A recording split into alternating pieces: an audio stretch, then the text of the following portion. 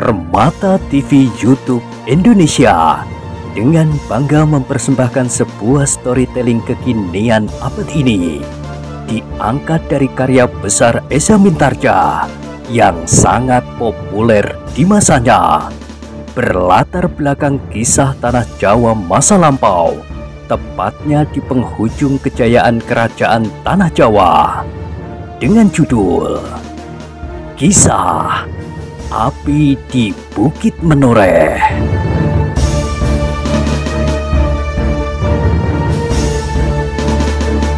Pada kesempatan yang sangat baik ini, kita masuk pada episode yang ke-402.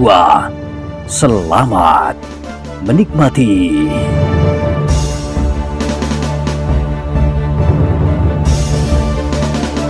Pada episode sebelumnya telah diceritakan, sejenak kemudian segera tampak bahwa Kiai Damar terdesak karenanya. Betapapun orang itu berusaha, namun Ki Sumangkar adalah seorang tua yang cukup berpengalaman. Ia adalah seorang yang disegani di Jipang hampir seperti Patih Mantahun sendiri. Persoalan yang dihadapi ini benar-benar tidak masuk perhitungan Kiai Damar. Dengan kawan-kawannya yang lebih dari 10 orang itu, ia merasa bahwa ia pasti akan segera dapat menyelesaikan tugasnya. Ia merasa pasti bahwa ia akan dapat menangkap Truno Podang bersama kedua anaknya. Tetapi yang dihadapinya ternyata jauh berbeda dari rencananya itu. Truno Podang ternyata memiliki kemampuan yang luar biasa. Bahkan kedua anaknya tidak juga dapat dikalahkan oleh masing-masing 3 orang kawan-kawannya yang terpilih. Siapakah mereka itu? Pertanyaan itu telah mengganggu pikiran Kiai Damar. Tetapi Kiai Damar sadar, ia tidak boleh hanya sekedar berteka-teki. Ia harus membuat perhitungan yang semasak-masaknya menghadapi keadaan ini. Dan Kiai Damar pun menyadari bahwa ia tidak boleh mengorbankan semua kawan-kawannya itu untuk suatu tugas yang sia-sia.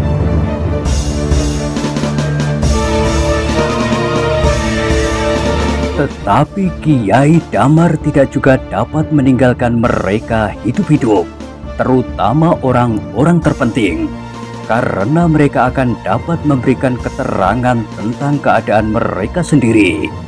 Meskipun Kiai Damar sendiri sadar bahwa orang-orang itu sebenarnya tidak terlampau banyak yang diketahui. Mereka hanya tahu bahwa Kiai Damar adalah seorang dukun. Mereka tunduk pada perintahnya, dan barangkali 1-2 di antara mereka tahu bahwa masih ada orang lain di belakang Kiai Damar. Namun mereka pasti tidak dapat mengatakan tentang orang lain itu. Kiai Damar menyadari keadaannya itu sepenuhnya, apalagi ketika ia mendengar sebuah keluhan yang panjang. Seorang laki kawannya yang melawan Kiai Gringsing terlempar ke samping, kemudian jatuh berguling. Gila! Desis Kiai Damar, dan tidak menunggu lebih lama lagi, ia pun segera mengambil keputusan. Mumpung malam masih panjang, ia masih mempunyai kesempatan untuk berbuat sesuatu menjelang pagi hari. Besok pagi, kami akan bertambah sulit. Para pengawas yang berhasil menerobos pengawasan dan sampai ke pusat tanah Mataram itu pasti akan kembali sambil membawa orang-orang baru, bersama 3 orang gila dan seorang yang menyebut dirinya bernama Kiai Dandang Wesi. Maka sulitlah kiranya untuk berbuat sesuatu di sini. Tetapi Kiai Damar tidak dapat berbuat banyak. Rencananya untuk membinasakan 3 orang ini lebih dahulu, dan kemudian orang-orang baru yang datang besok ternyata tidak berhasil. Bahkan beberapa orang-orangnya telah dilumpuhkan. Maka sejenak kemudian terjadilah sesuatu yang tidak terduga-duga itu. Kiai Damar yang tidak mau bertempur lebih lama tiba-tiba meloncat sambil bersuit nyaring. Tanpa menunggu lagi, ditinggalkannya Kisumangkar. Tetapi Kiai Damar tidak segera meninggalkan arena. Ia sadar bahwa kawan-kawannya pun tidak akan dengan mudah melepaskan diri. Juga orang-orang yang melawan Kiai Gringsing yang kini tinggal seorang dan yang sebenarnya sudah tidak berdaya sama sekali. Dua orang yang mula-mula bersamanya melawan Kisumangkar adalah orang-orang yang termasuk penting di dalam lingkungannya. Kedua orang itu mengerti serba sedikit hubungan yang lebih jauh di belakang Kiai Damar di dalam usahanya menguasai daerah yang sedang dibuka. Tetapi agaknya usahanya masih jauh dari sasaran. Bahkan untuk menyingkirkan tiga orang itu pun ia tidak berhasil. Adalah mengejutkan sekali bahwa justru pada saat Kiai Damar meninggalkan arena, ia masih sempat meloncat mendekati kedua kawannya di tanah, dan yang seorang yang melangkah surut didesak oleh Kiai Gringsing. Hampir tidak masuk akal bahwa Kiai Damar itu berlari sambil menggoreskan ujung kerisnya kepada kedua orang itu. Yang mula-mula dilukainya adalah orang yang terbaring di tanah sambil mengerang. Kemudian sebuah goresan mengenai tangan kawannya yang justru sedang bertempur melawan Kiai Gringsing.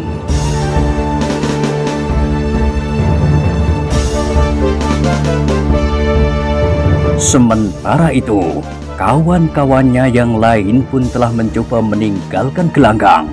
Tetapi kebanyakan dari mereka tidak sempat melakukannya, apalagi tiga orang yang melawan Swandaru. Di saat terakhir, Swandaru telah mengerahkan segenap kemampuannya. Ketika ia mendengar Kiai Damar bersuit nyaring, ia tahu benar maksudnya. Karena itu, maka dengan sepenuh kemampuannya, ia telah melumpuhkan tiga orang lawannya tanpa ampun.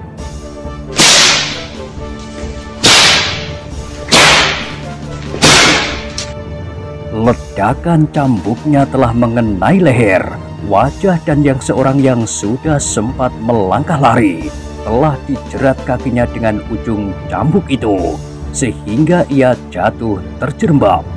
Sebelum ia sempat bangkit, maka ujung cambuk Swandaru telah membuatnya pingsan. Hanya seorang saja lawan Agung Sedayu yang berhasil lolos. Agung Sedayu menjadi ragu-ragu ketika ia mendengar orang itu seakan-akan merintih mohon ampun.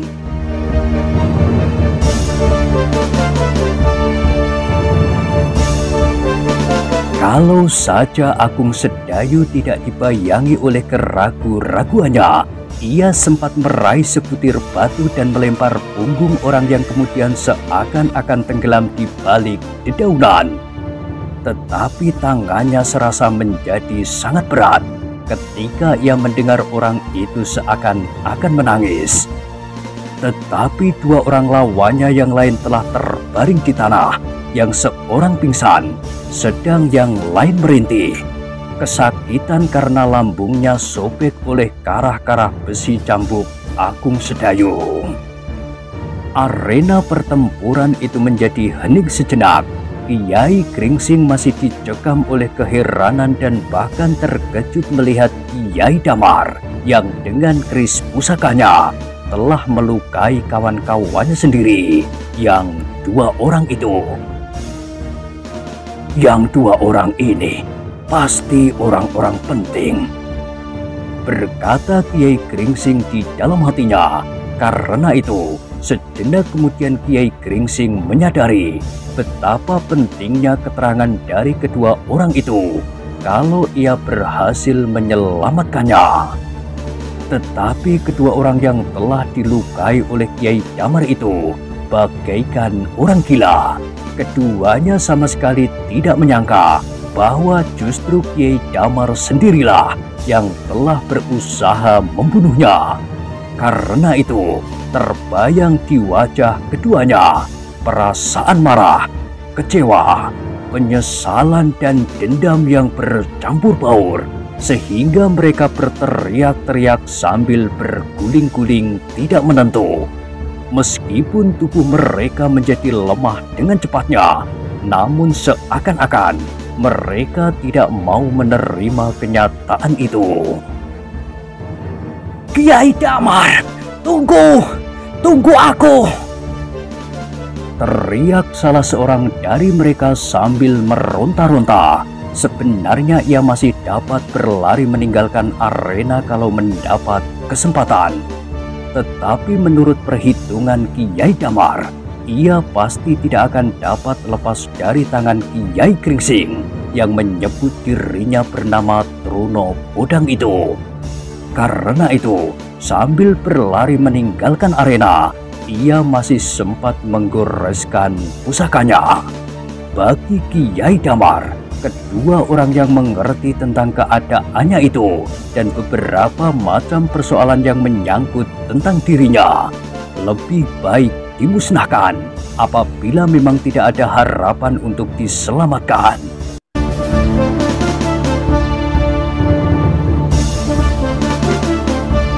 Sedang orang-orang lain adalah pengikut-pengikut kecil yang hampir tidak mengetahui persoalan yang sebenarnya di dalam lingkungan mereka. Seandainya ada juga yang mengerti, maka keterangan mereka tidak akan cukup banyak. Kiai Gringsing, Ki Sumangkar, Agung Sedayu dan Swandaru memandang kedua orang yang sedang diraba oleh maut itu dengan hati yang berdebar-debar. Mereka melihat suatu pergulatan yang dahsyat antara kenyataan dan pemberontakan di dalam diri mereka. "Marilah kita mencoba menolong mereka," berkata Kiai Gringsing. Ki Sumangkar menganggukkan kepalanya. "Cobalah tahan tubuhnya agar ia tidak meronta-ronta. Aku akan berusaha mengobatinya." Ki Sumangkar pun kemudian melangkah mendekati salah seorang dari mereka, yang seorang itu agaknya masih cukup mempunyai kekuatan untuk bertahan seandainya ia sempat ditolong. Tetapi karena ia selalu meronta-ronta, maka racun warangan keris itu seakan-akan telah dipercepat menjalari seluruh tubuhnya. Dengan hati-hati, Ki Sumangkar mendekatinya. Kemudian dengan cepatnya ia menerkam kedua tangannya dan memeganginya erat-erat.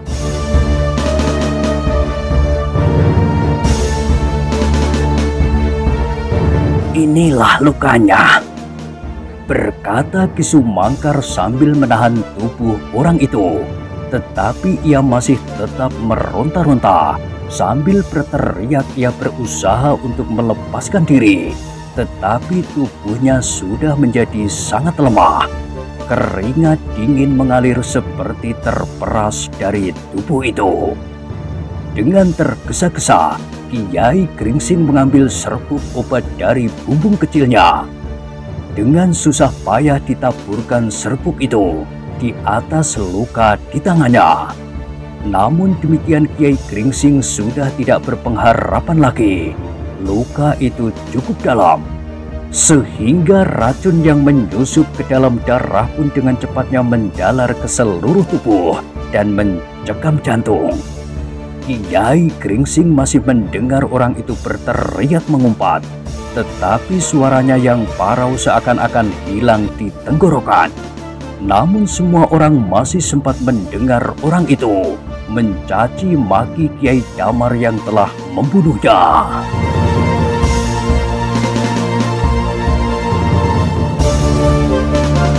Sejenak kemudian ia pun terdiam. Obat Kiai Gringsing yang sudah mulai bekerja tidak berhasil menolongnya. Sejenak kemudian ia pun menghembuskan nafasnya yang penghabisan. Kiai Gringsing menarik nafas dalam-dalam.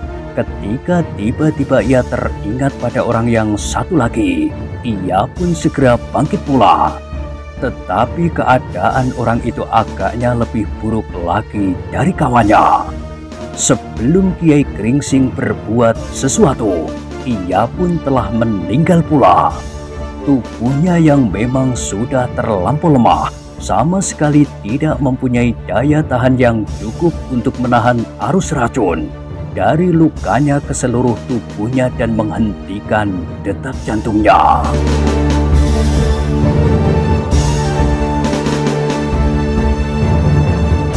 Agung Sedayu dan Swandaru menjadi ngeri melihat peristiwa itu.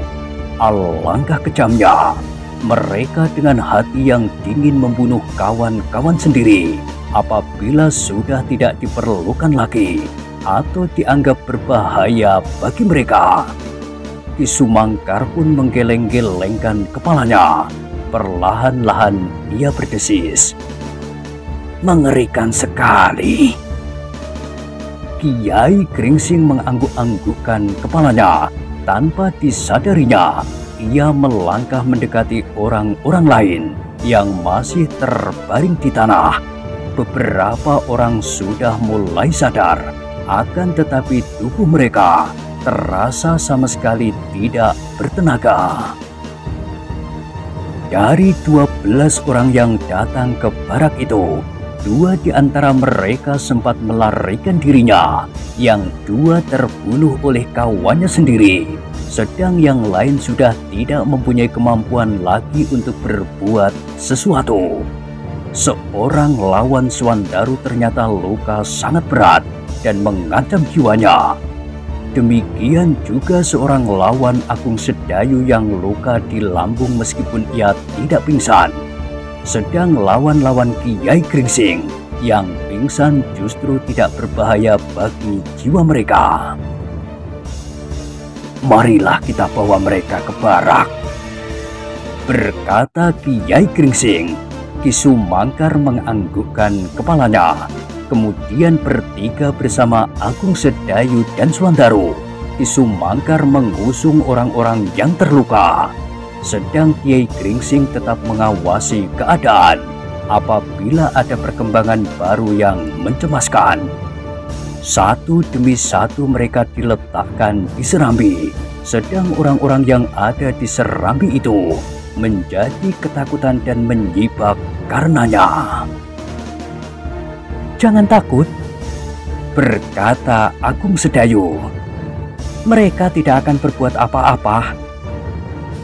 Tidak ada seorang pun yang menyahut, tetapi tatapan mata mereka yang suram membayangkan kecemasan yang tiada taranya.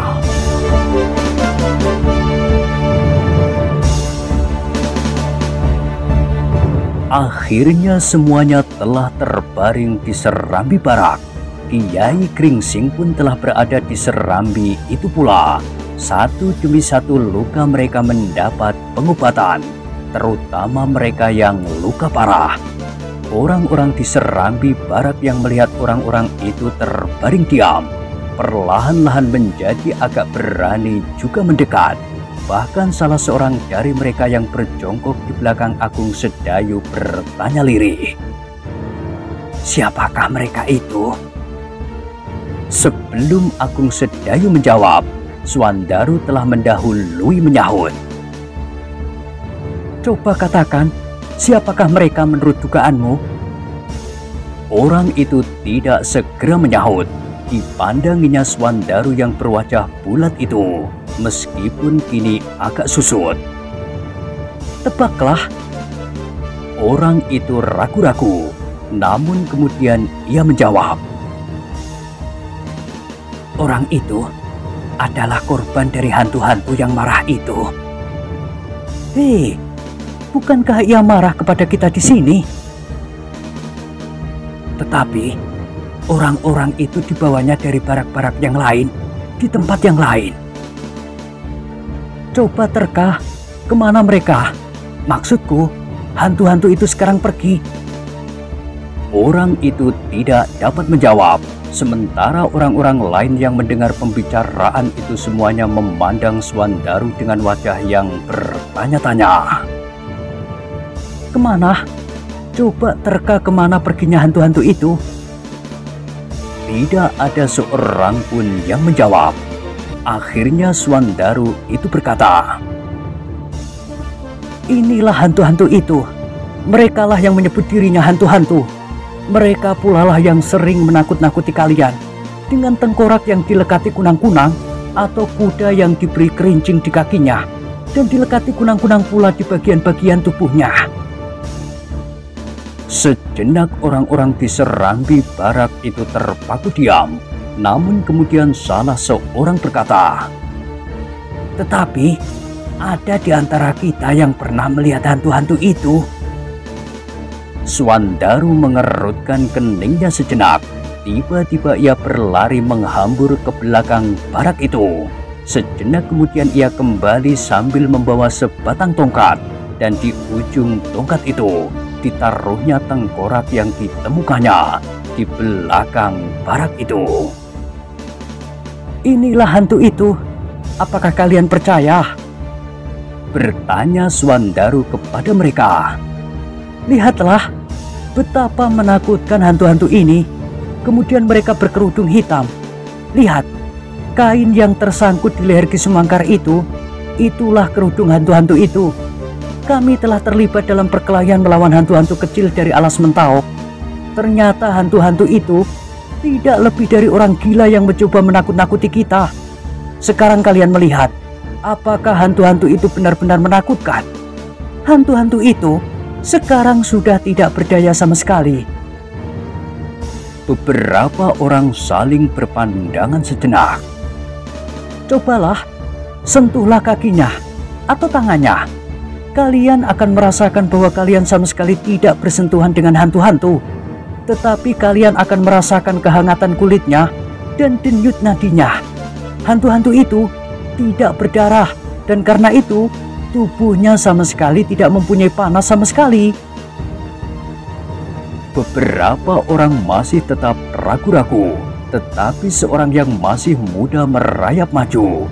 Meskipun ragu-ragu juga, tetapi tangannya kemudian dijulurkannya perlahan-lahan. Tetapi ketika orang yang terbaring di hadapannya itu menggeliat, ia meloncat mundur. Jangan takut. Orang-orang yang terbaring karena luka-lukanya itu pun menjadi berdebar-debar pula. Mereka merasa bahwa berpuluh-puluh pasang mata memandangi mereka dengan tajamnya, penuh kebencian dan penuh dendam. Apabila mereka sadar bahwa yang dihadapinya itu adalah orang-orang yang sudah tidak berdaya, maka sikap mereka akan dapat membahayakan. Sentuhlah, desis Swandaru. Sekali lagi orang itu mengulurkan tangannya.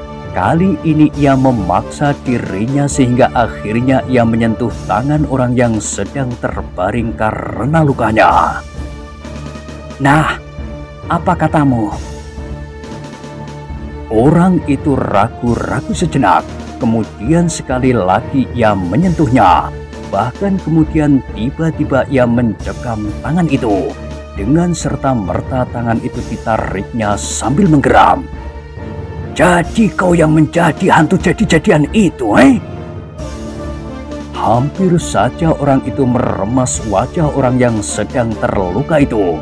Namun Swandaru yang berdiri di sampingnya dengan cepatnya menangkap tangannya sambil berkata, hantu-hantu itu sudah menjadi jinak. Jangan kau apa-apakan dia. Biarlah ia menikmati luka-lukanya. Kalau luka-luka itu sudah sembuh, maka kita akan memeliharanya. Mungkin kita memerlukannya. Orang yang hampir saja mencekam wajah orang yang terluka itu terpaksa melepaskannya. Tetapi tiba-tiba ia berkata, hei, orang-orang yang tinggal di barak ini, yang selama ini telah dibayangi oleh ketakutan terhadap hantu-hantu. Sekarang kita sudah berhadapan dengan mereka. Sehingga karena itu, apakah yang akan kita lakukan terhadap mereka? itu pasti akan mereka akui. Baiklah, mereka akan kita serahkan saja kepada para petugas yang besok akan datang. Tidak, mereka tidak akan kita serahkan kepada orang lain. Mereka akan kami adili di sini. Kamilah yang akan menjatuhkan hukuman kepada mereka. Agung Sedayu termangu-mangu sejenak. Ia melihat beberapa orang telah bergerak mendekat. Bahkan orang-orang yang berada di dalam barak pun telah berdesakan di muka pintu. Ya, serahkan kepada kami. Ya, serahkan kepada kami. Sejenak kemudian suasana menjadi semakin tegang. Agung Sedayu sendiri termangu-mangu. Kiai Gringsing dan Ki Sumangkar pun telah bergeser mendekatinya pula. Bahkan Kiai Gringsing berbisik di telinga muridnya. Pertahankan, pertahankan orang-orang itu.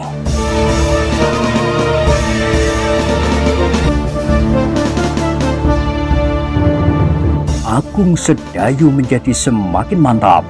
Namun sebelum ia berkata lagi, terdengar suara di ambang pintu. Kalian tidak akan dapat berbuat apa-apa atas mereka. Akulah pemimpin pengawas di sini.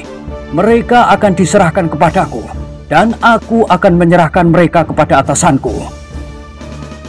Kini semua orang memandang kepada pemimpin pengawas yang memaksa dirinya untuk berdiri bersandar tiang pintu. Sejenak orang-orang itu terdiam. Mereka memandang pengawas itu sejenak. Namun orang yang marah itu agaknya sulit mengendalikan diri. Salah seorang dari mereka berteriak, "Kami tidak akan menyerahkan kepada siapapun juga. Kami akan mengadilinya sendiri." Itu tidak mungkin. Orang-orang itu akan dibawa ke Mataram. Kita semuanya sangat memerlukan mereka. Keterangan mereka akan dapat membantu kita seterusnya. Aku tidak peduli. Ya, kami tidak peduli, sahut yang lain, dan yang lain berteriak, "Bunuh saja, mereka membuat kita malu dan muak." Agung Sedayu menjadi semakin berdebar-debar, dan tiba-tiba saja di dalam ketegangan itu, ia tidak melihat Swandaru pula. Kemanakah anak ini pergi? Ia bertanya kepada diri sendiri, tetapi agaknya Kiai Gringsing dan Ki Sumangkar pun bertanya-tanya pula di dalam hati. Tidak apa, terdengar suara Agung Sedayu. Kalian tidak akan berbuat apa-apa. Tetapi mereka telah menakut-nakuti kami untuk waktu yang cukup lama, sehingga kami telah kehilangan banyak sekali kawan dan kehilangan banyak waktu. Tetapi kalian tidak akan berbuat apa-apa. Orang itu termangu-mangu sejenak. Dipandanginya wajah Agung Sedayu dan orang yang terbaring itu berganti-ganti. Namun dalam pada itu terkilas di kepalanya ketakutan yang selama ini telah merusak semua usaha orang-orang di dalam barak ini. Beberapa orang telah meninggalkan tempat mencari tempat baru, karena mereka tidak dapat lagi kembali ke tempat mereka yang lama. Kemudian beberapa orang yang lain tidak lagi berani keluar dari baraknya sehingga lebih baik bekerja saja di dapur. Dan banyak lagi persoalan yang telah mengungkat kemarahannya. Orang itu menjadi malu kalau dikenangnya bagaimana ia bersembunyi di balik selimut apabila terdengar suara gemerincing dan derap kaki-kaki kuda. Karena itu, dengan wajah yang kemudian menjadi merah padam, ia berkata, "Orang-orang ini telah membuat kami di sini mengalami banyak sekali gangguan. Karena itu, serahkanlah mereka kepada kami. Kami akan mengadili mereka dengan cara kami." Permintaan itu telah mengguncangkan jantung orang-orang yang sedang terbaring diam karena luka-luka mereka. Tetapi yang lukanya tidak begitu parah perlahan-lahan mencoba mengumpulkan kekuatan yang masih ada. Tentu tidak menyenangkan sekali. jatuh di tangan orang-orang yang sedang marah karena ledakan perasaan yang sudah lama ditekan. Beberapa orang merasa lebih baik lari atau melawan dan kemudian mati di dalam perlawanan itu apabila tidak berhasil lolos sama sekali daripada menjadi permainan. Tetapi Agung Sedayulah yang menjawab, "Sebaiknya kalian tidak berbuat apa-apa. Mereka sudah tidak berdaya. Mereka sudah tidak akan dapat menakut-nakuti kalian lagi." Tetapi mereka pernah melakukannya. Mereka pernah membuat hati kita kecut sehingga kami kehilangan gairah untuk berbuat sesuatu. Namun mereka tidak sempat mencari anak yang gemuk itu. Mereka kini benar-benar dicekam oleh kecemasan bahwa orang-orang di barak itu tidak dapat dikendalikan lagi. "Kalian jangan melindungi mereka." Tiba-tiba salah seorang dari mereka berteriak. Seorang yang bertubuh besar meskipun agak pendek berdiri di sudut serambi. "Akulah yang akan membunuhnya.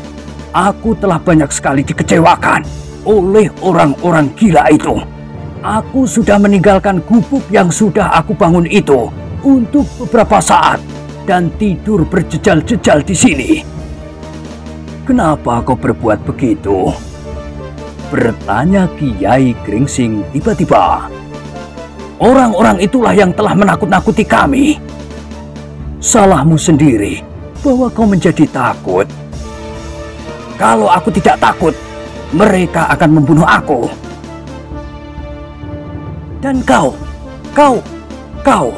dan yang lain lagi, sama sekali tidak berani melawan.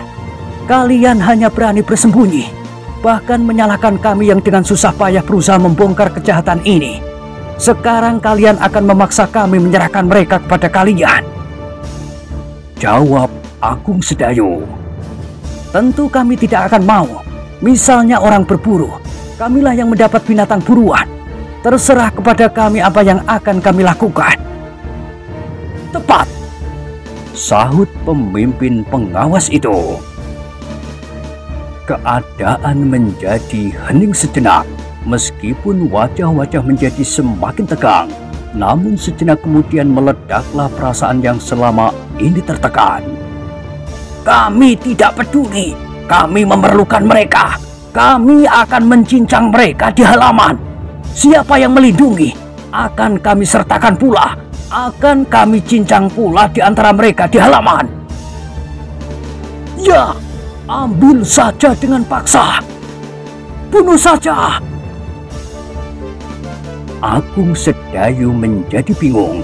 Orang-orang itu bagaikan orang yang kehilangan kesadaran. Kalau satu dua orang di antara mereka kemudian berdiri dan maju selangkah, maka keadaan akan menjadi kacau. Mereka tidak ubahnya dengan orang-orang yang sakit ingatan, yang sama sekali tidak dapat mengekang dirinya sendiri.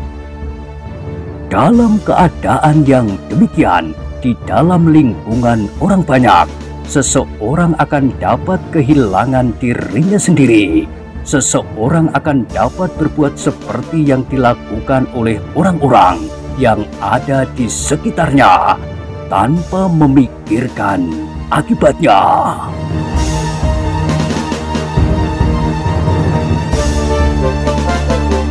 Nah, bagaimanakah kisah selanjutnya? Silahkan ikuti terus kisah Api di Bukit Menoreh pada episode berikutnya.